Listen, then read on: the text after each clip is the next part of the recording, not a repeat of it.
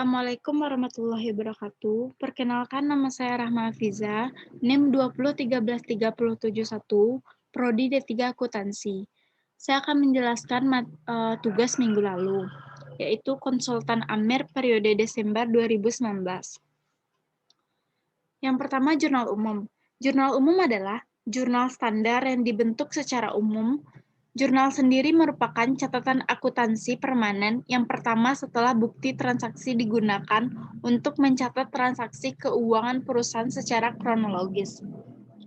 Di kolom terdapat tanggal, keterangan, referensi, debit, dan kredit. Berikut transaksi yang terjadi pada konsultan Amir selama bulan Desember 2019. Awal kegiatannya, pada tanggal 1, Amir menanamkan modal 25 juta ke dalam perusahaan, yaitu terdapat kas dan modal awal, kas di debit dan modal awal di kredit. Masih pada tanggal 1, Amir membayar sewa ruangan untuk 3 bulan, yaitu 900.000. Terdapat sewa dibayar di muka dan kas. Sewa dibayar di muka karena bertambah jadi 900.000 di debit, dan kas karena berkurang berada di kredit.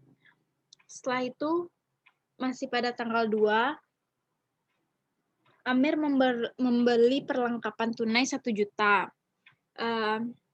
yaitu perlengkapan dan kas.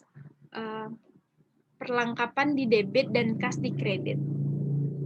Pada tanggal 10, Amir membayar beban air, listrik, dan telepon 500.000. Terdapat beban dan kas, beban di debit dan kas di kredit. Pada tanggal 20, Amir membayar gaji karyawan 3 juta, beban gaji di debit dan kas di kredit. Pada tanggal 30, Amir menerima pembayaran dari klien. Terdapat kas dan pendapatan. Karena menerima pembayaran, jadi kas berada di debit dan pendapatan di kredit. Yang kedua, buku besar.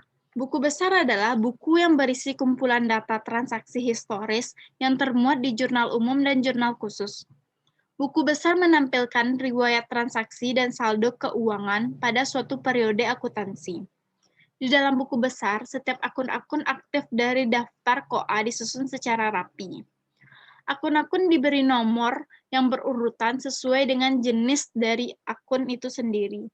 Di sini terdapat yang mana akun kas itu berisi tentang pencatatan transaksi yang mempengaruhi kas. Yang pertama, nama akun kas nomor 121. Pada tanggal 1 Desember, Amir menanam modal 25 juta, karena bertambah berada di debit 25 juta dengan saldo, jadi saldonya 25 juta. Setelah itu, masih pada tanggal 1, Amir membayar sewa 900.000, karena berkurang berada di kredit, dan dikurangi dengan saldo sebelumnya 25 juta dikurang 900.000 menjadi 24 juta 100. Setelah itu, pembayaran peralatan. Karena membayar peralatan 15 juta, dikurang saldo sebelumnya menjadi 24 juta 100 menjadi 9 juta 100. Masih pada tanggal 2, itu pembayaran perlengkapan, yaitu 1 juta, karena membayar berada di kredit, dikurang saldo sebelumnya menjadi 8 juta 100. Setelah itu membayar listrik, air, telepon 500.000, dikurang saldo sebelumnya menjadi 7 juta 600. Pada tanggal 20, membayar gaji, karena membayar berada di kredit 3 juta, dikurang saldo sebelumnya menjadi 4 juta 600. Setelah itu pada tanggal 30, Amir menerima pendapatan. Karena bertambah berada di debit, saldonya ditambah dengan saldo terakhir menjadi 9 juta 600.000. Yang kedua, nama akun perlengkapan dengan nomor akun 113. Pada tanggal 2, Amir membayar perlengkapan, berada di debit 1 juta dan saldonya 1 juta. Setelah itu, sewa dibayar di muka dengan nomor 112. Pada tanggal 1 Desember, Amir membayar sewa. berada di debit 900.000 dan dengan saldonya menjadi 900.000. Setelah itu semua akun-akun di samping akan mengikuti seperti yang tadi. Setelah itu neraca saldo. Neraca saldo adalah perkumpulan atau hasil dari buku besar tadi. Jadi yang tadi kan yang pertama nomor akun 121, nama akunnya kas, hasil akhirnya 9.600.000 berada di debit.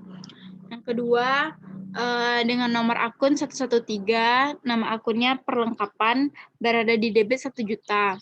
Setelah itu nomor akun 112, nama akunnya sewa dibayar di muka, berada di debit 900.000. Begitupun sampai ke bawah. Dia akan mengikuti seperti yang ada di buku besar tadi. Setelah itu jurnal penyesuaian. Jurnal penyesuaian berisi data pada penyesuaian pada tanggal 31 Desember 2019. Yang mempengaruhi, yang pertama yang mempengaruhi beban perlengkapan dan perlengkapan. Perlengkapan yang tersisa 400.000. Cara mencarinya adalah perlengkapan tersedia dikurang perlengkapan tersisa. Perlengkapan tersedianya 1 juta dikurang perlengkapan tersisa 400.000 menjadi 600.000. Beban perlengkapan di debit 600.000 dan perlengkapan di kredit 600.000. Setelah itu beban penyusutan peralatan di debit 5.000, akumulasi penyusutan peralatan di kredit 5.000. Begitupun sampai ke bawah dengan total yang sama. Setelah itu neraca lajur. Neraca lajur adalah sebuah kertas kerja yang berisi semua data tentang akuntansi dan biasanya digunakan untuk memudahkan ketika hendak membuat laporan keuangan. Meskipun kertas kerja tersebut bukan merupakan laporan keuangan, namun kehadiran dari neraca ini akan sangat berguna untuk memudahkan pembuatan laporan.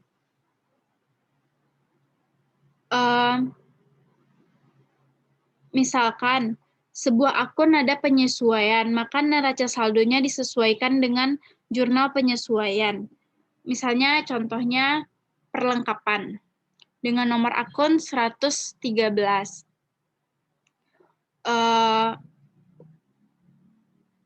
Di debit 1 juta di neraca saldo.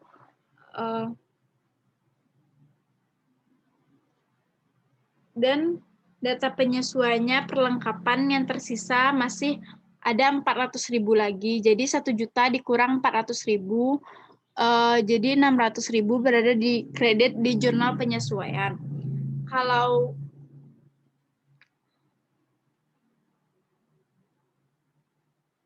Kalau misalnya sebuah akun tidak ada, misalnya pada nomor akun 121, nama akun kas, di neraca saldo berada di debit 9.600.000, tetapi jurnal penyesuaian tidak ada. Setelah itu laporan keuangan. Yang pertama laporan laba rugi. Laporan laba rugi didapat dari neraca lajur. Pendapatan 9 juta dikurang beban-beban dengan total 6.505.000, mendapatkan laba bersih yaitu 2.465.000 didapatkan dari pendapatan dikurang beban-beban. Setelah itu laporan perubahan modal. Laporan perubahan modal didapat dari modal awal ditambah dengan laba bersih pada laporan laba rugi tadi dengan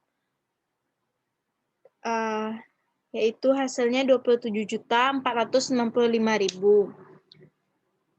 Setelah itu neraca. Laporan neraca memasukkan data yang ada pada neraca lajur pada kolom neraca. Setelah itu jurnal penutup. Jurnal penutup adalah jurnal yang digunakan untuk menutup akun yang ada pada laporan laba rugi. Yang pertama akun pendapatan. Pada tanggal 30 Desember mempengaruhi pendapatan dan ikhtisar laba rugi, yaitu pendapatan di debit 9 juta dan ikhtisar laba rugi di kredit 9 juta. Setelah itu beban. Pada tanggal 30 Desember, ikhtisar laba rugi di debit dengan total 6.500.000. Setelah itu beban-beban di kredit dengan total yang sama. Setelah itu akun ikhtisar laba rugi. Mempengaruhi ikhtisar laba rugi dan modal. Ikhtisar laba rugi di debit 2.495.000 dan modal di kredit 2.495.000. Setelah itu konsultasi ambil jurnal umum. Ini adalah penggabungan dari tabel-tabel yang ada di samping.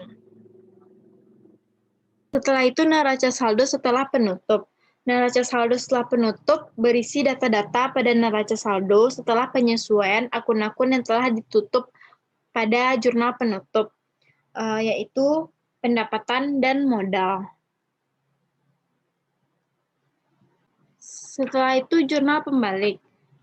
Tidak semua akun dalam jurnal penyesuaian yang membutuhkan jurnal pembalik. Beberapa yang membutuhkan jurnal pembalik yaitu yang pertama, beban yang masih dibayar.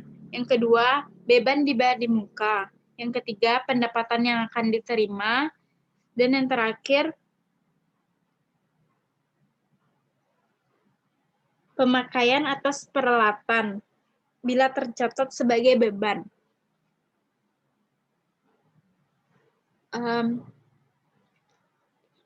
Gaji yang masih harus dibayar 1.500.000. Jadi terdapat keterangan beban gaji dan utang gaji. Dibalik menjadi utang gaji di debit dan beban gaji di kredit. Setelah itu, pendapatan yang masih harus diterima 4 juta. Piutang usaha dan pendapatan dibalik menjadi pendapatan di debit dan piutang usaha di kredit.